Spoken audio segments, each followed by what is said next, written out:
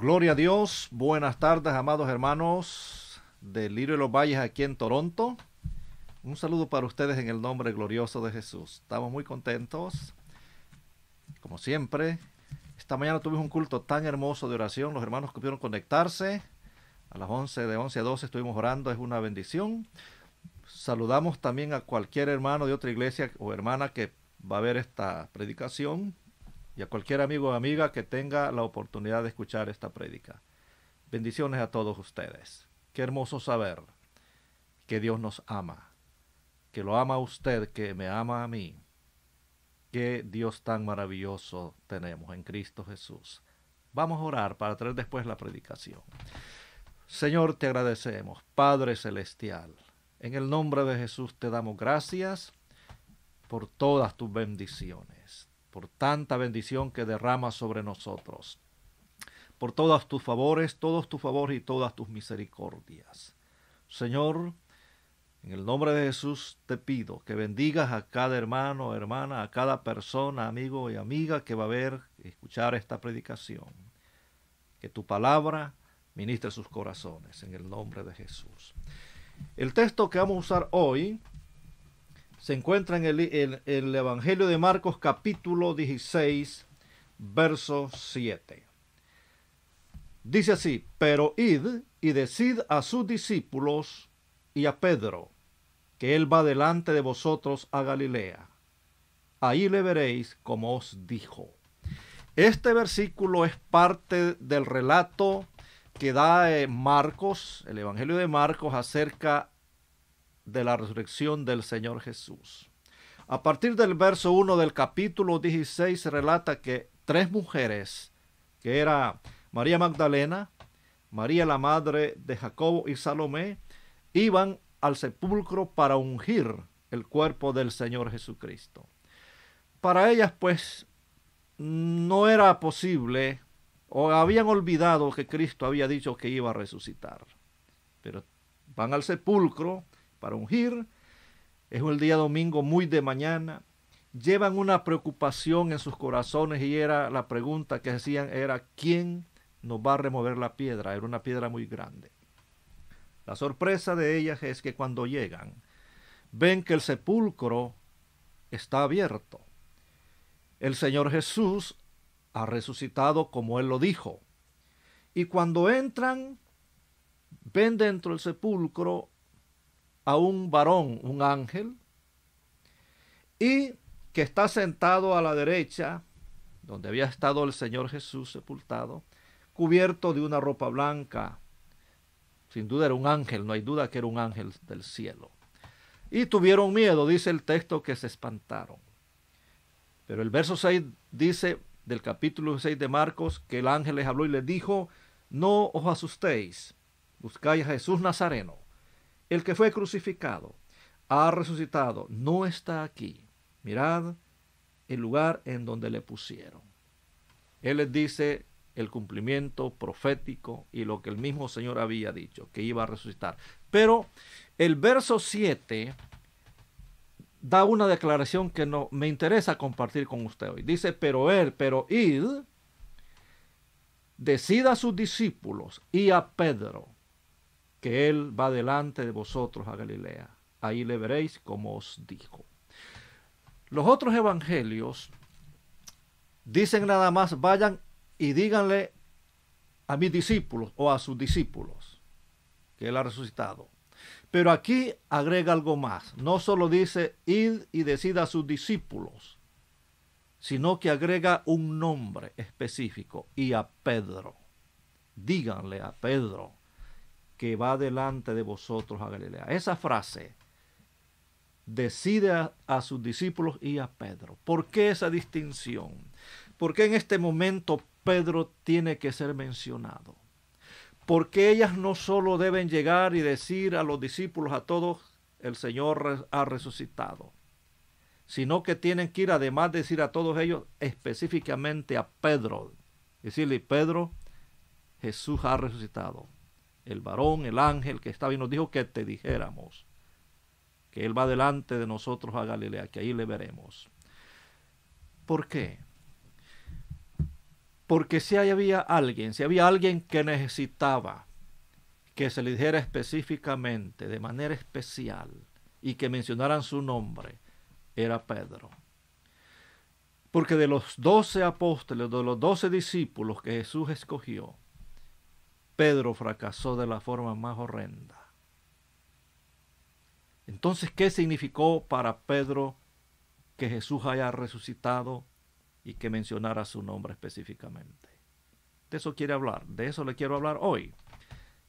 ¿Qué significó para Pedro que Cristo hubiera resucitado? En primer lugar, Pedro necesitaba saber que a pesar de su fracaso, Jesús no lo había olvidado. Pedro fracasó. ¿Cuál fue el fracaso de Pedro? Falló en cumplir la promesa que le había hecho al Señor Jesús. En cierto momento, el Señor les dice en el capítulo 14, verso 22 al 27, que en cumplimiento de una profecía, todos ellos se iban a escandalizar porque estaba escrito, heriré al pastor y las ovejas serán esparcidas. Jesús dijo, todos ustedes se van a escandalizar de mí esta noche. Y Pedro dijo, Señor, aunque otros lo hagan, yo no voy a negarte, no voy a escandalizarme. Y Jesús le dijo, Pedro, tú vas a negarme y me vas a negar 3 veces. Y Pedro se aferra a una confianza falsa, porque es confianza en la fuerza humana. Y Pedro falla porque en el momento en que es confrontado en cuanto a si conocía a Jesús, él no fue capaz de cumplir su promesa. Por ejemplo, en el Evangelio de Marcos, y más que todo en el Evangelio de Mateo, en el capítulo 26, se relata que Jesús tenía razón, sabía perfectamente que Pedro iba a negarlo 3 veces. En el capítulo 26, verso 70 de Mateo, está la primera negación. Una criada, una sirvienta, se acercó y le dijo, tú eres uno de ellos. Y Pedro dijo, no sé lo que dices. En el capítulo 26 de Mateo, verso 72, está la segunda negación. Otra criada le dijo, tú eres de ellos. Tú estabas con Jesús. Y dice la Biblia que Pedro negó con juramento, diciendo, no conozco al hombre. Juró, diciendo, yo no lo conozco. Pero en el mismo capítulo 26, verso 75, está la tercera negación, y esa fue peor. Dice la Biblia que Pedro, cuando los que estaban ahí lo conocieron y le dijeron, tú eres un seguidor de Jesús, tú estabas con ellos, aún tu manera de hablar te descubre. Dice que comenzó a maldecir y a jurar, no conozco al hombre. 3 veces. La primera, no sé lo que dices. La segunda, juro no conocerlo. Pero la tercera vez, maldijo. No dice la Biblia qué palabras dijo, pero eran maldiciones que salieron de la boca de Pedro. Lo dice literalmente en el capítulo 26, verso 75. Comenzó a maldecir y a jurar, no conozco al hombre. Un fracaso tan grande. Jesús lo había predicho. Pedro confió mucho en la fuerza humana y fracasa. Entonces, Pedro necesitaba saber que a pesar de su fracaso en negar a Cristo, Jesús no lo había olvidado. Creo que nosotros también hemos fracasado. Tal vez no negando verbalmente a Cristo, pero con actitudes que no agradan a Dios, con un estilo de vida que no está de acuerdo con los planes de Dios para nosotros. Fracasar es doloroso. Todo fracaso duele, unos más que otros. Si yo le preguntara a usted qué área de su fracaso le duele más a usted, algunos me dirían, mire, pastor, lo que más me duele a mí es haber fracasado como esposo. No he sido un buen esposo. Otros dirían, una mujer, mire, me duele haber fracasado como esposa o haber fracasado como madre. Otros dirían con mucho dolor en su corazón, lo que más me duele es haber fracasado como padre. No fui un padre ejemplar, no fui un padre que estuvo a la altura de lo que mis hijos merecían. A veces ese fracaso no fue planeado, hicimos todo lo que se pudo. A veces los demás no correspondieron a lo que hicimos, pero de todas maneras Satanás nos hace sentir culpables. Y otro tipo de fracasos. Una joven que no estuvo a la altura de lo que sus padres esperaban, o un joven también. Pero quiero decirle esta tarde que lo que significó la resurrección de Jesús para Pedro significa lo mismo y para usted. A pesar de su fracaso, Dios no lo ha olvidado. Jesús no lo ha olvidado. Él sigue pensando en usted. Como el salmista David podemos decir, angustiado y afligido, con todo Jehová pensará en mí. Quiero decirle, en el nombre del Cristo resucitado, que tenga confianza, que el hecho que usted haya fracasado en alguna área de su vida o en varias áreas de su vida, no significa que debe terminar su vida como un fracaso. ¿Por qué? Porque Jesús no se ha olvidado de usted, así como no se olvidó de Pedro. Y el Cristo resucitado nos ha mandado a decirle hoy, no importa cómo usted se llame, Él ha dicho, díganle, y Él pone su nombre en ese renglón, que Él no se ha olvidado de usted. En segundo lugar, Pedro necesitaba saber que a pesar de su fracaso, Jesús lo había perdonado. Preguntémonos, ya vimos que Pedro fracasa al no cumplir una promesa. Nosotros también preguntémonos, ¿en qué fallé? Pero pasemos ahora a la razón. ¿Por qué fracasa Pedro? Fracasa por orgulloso, por confiar demasiado en sus fuerzas. Él escucha cuando Jesús le dice, ustedes todos van a negarme. Y Pedro es el único que dice, aunque todos lo hagan, yo nunca voy a hacerlo. Y Jesús le dice, Pedro, tú me vas a negar hoy 3 veces que me conoces. Y él vuelve a insistir diciendo, aunque todos lo hagan, no lo voy a hacer yo. Y si es posible, a la muerte iré contigo.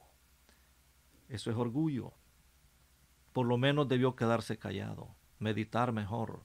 Pero él habla motivado por esa falsa confianza. Y esa es la primera razón por la cual Pedro fracasa. Creo que nos pasa lo mismo a nosotros. Hemos confiado demasiado en nosotros mismos. Hemos hecho las cosas a nuestra manera, sin tomar en cuenta cómo Dios quiere que las hagamos. Y eso es orgullo. Y eso nos lleva a fracasar. Luego se ve que cuando ya llevan al Señor Jesús para juzgarlo y después condenarlo a muerte, Pedro lo va siguiendo, pero va siguiendo a Jesús de lejos. Y esa es la otra razón por la cual Pedro fracasa. Si tenía que seguir, debió haber ido cerca, pero él va siguiendo de lejos. Los demás pues tuvieron que irse, huyeron, y sé que algunos dicen por lo menos él iba. Sí, él iba, pero él iba muy lejos. Y esa es la segunda razón por la cual Pedro fracasa, no estar tan cerca de Jesús. Por eso también fracasamos, por no seguir de cerca a Jesús. Pero Pedro fracasa también porque en el peor momento se juntó con gente que no debía juntarse. Se fue a estar con los alguaciles y eso lo expuso a que lo descubrieran. Así que Pedro está confiando mucho en sí mismo, no está a la distancia correcta de Jesús, se aleja mucho de él, se juntó con gente que no debía, símbolo de amar el mundo, y luego se está calentándose en un fuego extraño, un fuego que es hecho por los hombres. Era un fuego literal, pero esto nos habla que cuando tratamos de calentar nuestro corazón con cosas del mundo, ese fuego nos va a engañar. El fuego del placer, el fuego del materialismo, el fuego de las falsas enseñanzas, falsas doctrinas, todo eso nos va a afectar, y por eso no conviene calentarse con fuego extraño. Entonces, fracasamos porque a veces somos muy orgullosos, confiamos mucho en nosotros mismos, porque estamos a veces siguiendo al Señor de lejos, por estar con gente que no debemos estar, y por estar tratando de calentarnos con fuego que no viene de Dios. Por eso fracasa el apóstol Pedro. Pero hay algo más.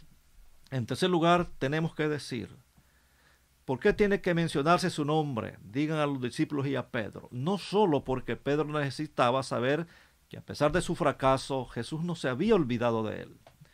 No solo también porque también necesitaba saber que a pesar del fracaso Jesús lo había perdonado, pero hay una tercera razón por la cual había que mencionarse el nombre de Pedro.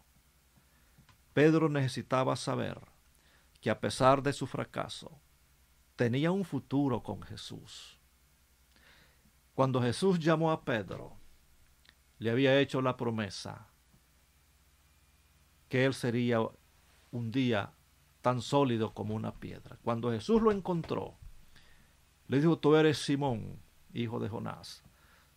Tú serás llamado Pedro, que quiere decir piedra. Cuando Jesús encontró a Pedro, era Simón. Simón significa una caña que se quiebra fácilmente. Y eso era Pedro. Hoy estaba en alturas espirituales, de repente estaba en lo más bajo. Eso era. Nunca se sabía cómo iba a reaccionar. Pero Jesús le había hecho una promesa: un día serás alguien con firmeza, con carácter, con solidez. Su fracaso hizo que Pedro olvidara esa promesa. Pero cuando Jesús te da una promesa, aunque tú la olvides, Jesús nunca la va a olvidar. Cuando Dios te dice algo, aunque se te olvide a Dios no se le olvida. Y Jesús no había olvidado que un día le dijo a Pedro: vas a ser una piedra. Y necesitaba Pedro saber que ese futuro no había cambiado para él. ¿Cuál futuro era para Pedro a pesar de ese fracaso? Que estaba destinado a ser líder, junto con Juan y Santiago, líderes de la iglesia en Jerusalén, columnas de la iglesia. Su futuro incluía ser el primero en predicar el evangelio en el día de Pentecostés a los judíos, y ser el primero que iba a predicar el evangelio a los gentiles en la casa de Cornelio, según Hechos capítulo 10. Ahí se cumplió la promesa que Jesús le dijo: a ti te daré las llaves. ¿Cuáles llaves? Pues no es que Pedro esté en el cielo en una puerta con una llave abriendo y cerrando, viendo quién entra y quién no. Eso no es así. La llave significa, en este caso, la predicación del evangelio.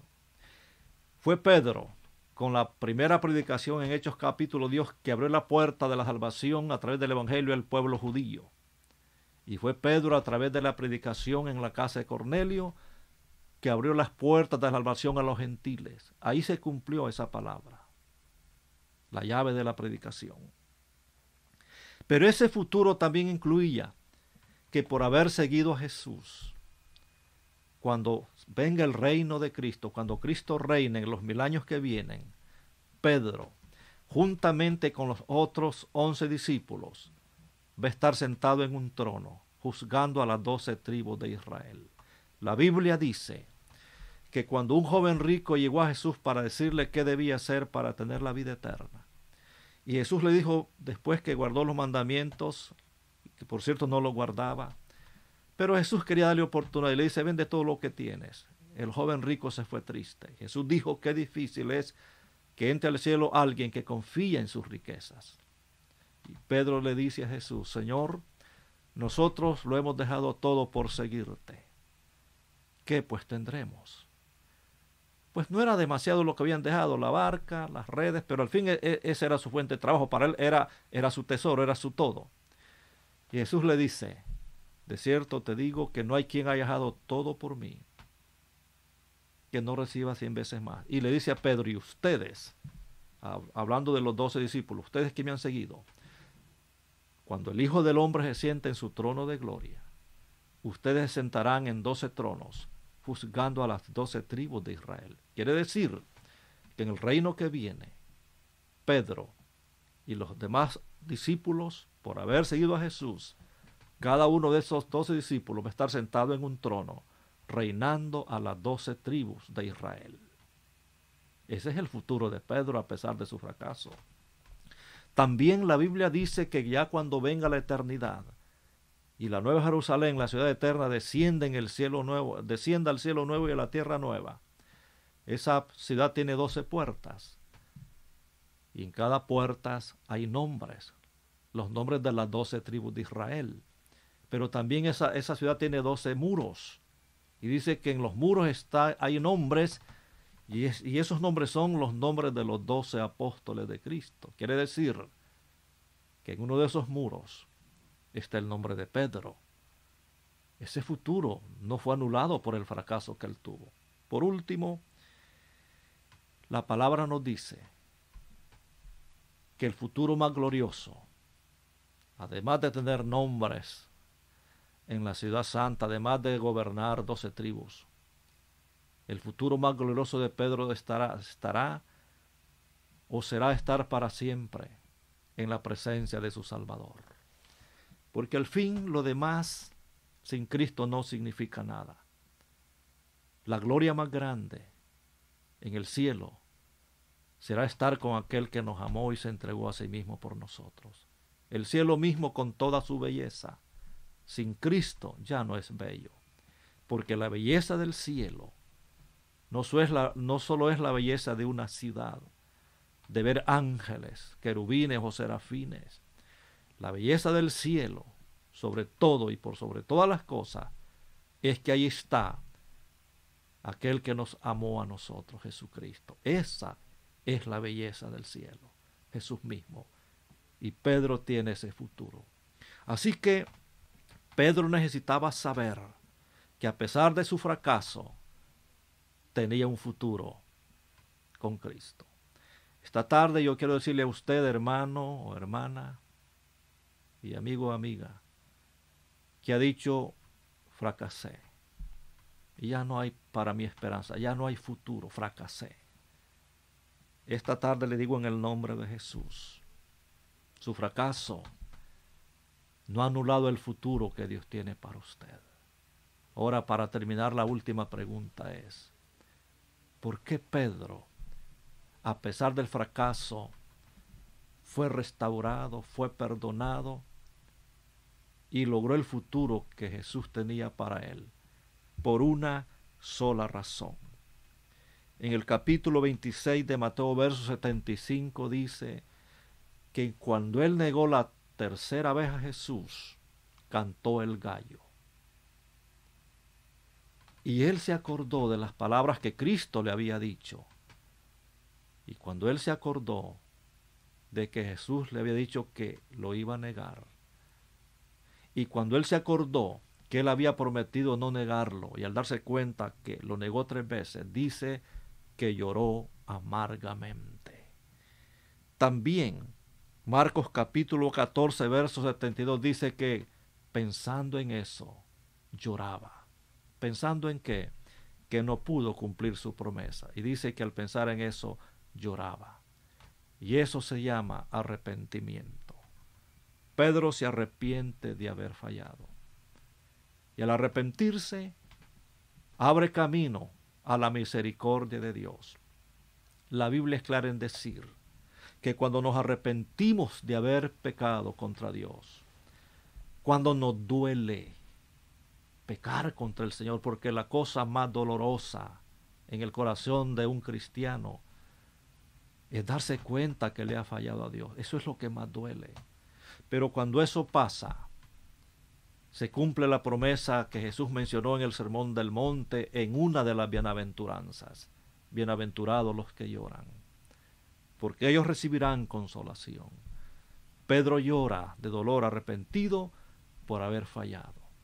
Porque hay gente que llora por otras cosas menos por haber fallado a Dios. Pero el llanto de Pedro es un llanto de arrepentimiento. En esta oportunidad le decimos en el nombre de Jesús que si usted reconoce que fracasó, que falló y que llega a Dios arrepentido y decirle: no hice las cosas como debían ser, no hice como tu palabra me manda y por eso fracasé. Y si lo hace de corazón, créame, Dios le perdona, porque la palabra de Dios dice que un corazón contrito y humillado no lo despreciará el Señor. Si usted está dispuesto a reconocer su error y a humillarse ante Dios y decirle: me equivoqué, Señor, fallé, perdóname, Él lo va a perdonar. Yo voy a hacer una oración por cualquier hermano o hermana que en este momento ha estado siendo acosado por la culpa de haber fallado, pero que está dispuesto a pedir perdón, conforme a la promesa de 1 de Juan, que si confesamos nuestros pecados, Él es fiel y justo. Padre, en el nombre de Jesús, mira a ese hermano y hermana que por mucho tiempo ha llevado una culpa de haber fracasado, de haber fallado, de haberse equivocado, pero él reconoce y te pide perdón. Conforme a tu palabra, tú no rechazas un corazón contrito. Gracias por ese hermano y hermana que está siendo restaurado, Señor. Puede hacer una oración también por cualquier amigo o amiga que nunca ha conocido a Cristo, pero que a través del dolor de fracasar eleve sus ojos al cielo y pida la misericordia de Dios. Y si usted quiere invitar a Jesús a su corazón, haga esta oración conmigo. Señor Jesús, yo reconozco que soy pecador, que me equivoqué, que fallé, pero yo reconozco que tú moriste por mí en la cruz. Perdona mis pecados, lávame en tu sangre, límpiame, Señor, y escribe mi nombre en el libro de la vida. Si usted reconoce y ha hecho esta oración, tenga la confianza que usted fue perdonado. Terminemos diciendo: ¿qué significó para Pedro la resurrección de Jesús? Significó que a pesar de su fracaso, Jesús no lo había olvidado. Significó, en segundo lugar, que a pesar de su fracaso, Jesús lo había perdonado. Significó también, en tercer lugar, que a pesar de su fracaso, él tenía un futuro con Jesús. ¿Qué significa para usted la resurrección de Jesús? Exactamente lo mismo. ¿Qué significa para mí la resurrección de Jesús? Exactamente lo que significó para Pedro. Qué hermoso decir en esta oportunidad. Yo lo digo con todo mi corazón. Espero que usted lo diga con todo su corazón. A pesar de mi fracaso, Jesús no me ha olvidado. A pesar de mi fracaso, Jesús me ha perdonado. A pesar de mi fracaso, tengo un futuro con Jesús. Dios lo bendiga grandemente. Amén. Finalmente, amados hermanos, después de esta prédica breve, hay 3 anuncios que hacer. El primero, vamos a estar en línea a través de la aplicación de Zoom el jueves va a ser hoy, el jueves a las 7 de la noche. Ya no va a ser el miércoles, sino jueves, en el culto de oración de 7 a 8. Luego el sábado tenemos el culto de preguntas y respuestas. Cualquier hermano o hermana que tenga respuestas, envíala. Llame a Manovedo, me llama a mí y seguiremos contestando. Hay otras preguntas que están ya, pero recibimos todas las que vengan, háganla, no hay pregunta que no valga la pena hacer. Toda duda, escríbala y mande su pregunta. Eso es el sábado a las 7. El domingo en la mañana, de 11 a 12, vamos a estar otra vez en línea, conectados, para tener una hora de oración. Día de ayuno y también de oración de 11 a 12. Hoy tuvimos un culto muy hermoso, varios hermanos estuvimos. Fue una bendición. Le invitamos para el domingo a las 11 a conectarse. Y el próximo domingo a las 3, nuevamente la prédica que va a estar ya en la página de la iglesia. Por último, me han preguntado que si podemos tener Santa Cena. Sí, vamos a tener Santa Cena el domingo 26 de abril a las 3 de la tarde después de la prédica. Lo que va a hacer cada hermano que quiera participar de la Santa Cena es: vaya a la tienda, compre un vino de uva sin alcohol. Si puede, consiga un pan sin levadura, y si no me llama, porque en la iglesia tenemos pan sin levadura para poderle proveer para que el 26 de abril tengamos la Santa Cena. Les deseo una semana de bendición en todo aspecto y que Dios los siga guardando, protegiendo en todo. Amén.